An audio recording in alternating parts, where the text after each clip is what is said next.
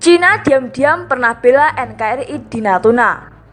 Coast Guard Vietnam yang sengaja tabrak frigat TNI AL Indonesia. Selain Cina, Indonesia dan Vietnam kerap kali bentrok di Laut Natuna Utara soal penangkapan ikan. Saking seringnya, Cina bahkan sampai waspada kejadian antara Indonesia dan Vietnam bisa terjadi pada negaranya di Laut Natuna Utara.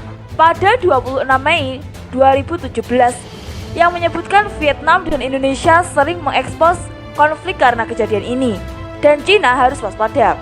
Hal ini tak lain karena masalah penegakan hukum perikanan di perairan Kepulauan Natuna. Indonesia dan Vietnam sampai mengalami sengketa maritim.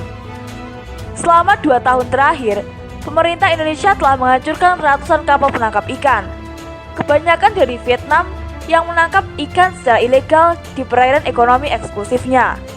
Kata Associated Press, sikap tegas Indonesia yang melakukan tindakan terhadap kapal-kapal asing yang menerobos wilayahnya rupanya membuat Cina gemetar. Juga sampai harus waspada kalau hal serupa terjadi ke negaranya. Indonesia dan Vietnam kerap kali bentrok soal teritorial ZEE di Laut Natuna Utara. Vietnam dan Indonesia menandatangani perjanjian tentang batas landas kontinen pada tahun 2003. Tetapi ZEE antara kedua negara di Laut Natuna Utara tetap diperebutkan. Karena persaingan yurisdiksi di perairan ini, Vietnam dan Indonesia sering bentrok terkait isu ilegal and unregulated fishing.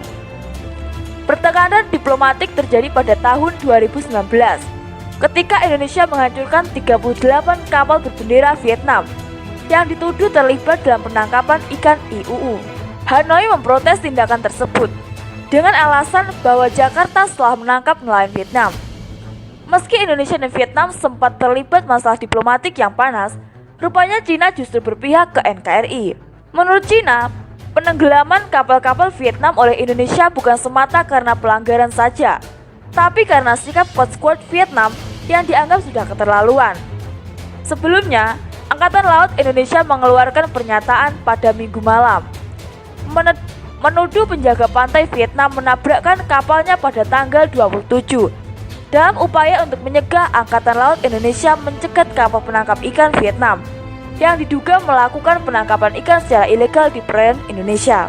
Pada tanggal 28, Yudo Margono, Panglima Komando Armada 1 TNI AL, membenarkan kepada media Indonesia bahwa kapal berikan Vietnam KN-213 dan kapal frigat kelas Pasim TNI AL 391 KRI Tadi Tipta DI bertabrakan di Cina Selatan Laut. Sebelum tabrakan, kapal patroli Indonesia mencegat kapal nelayan Vietnam.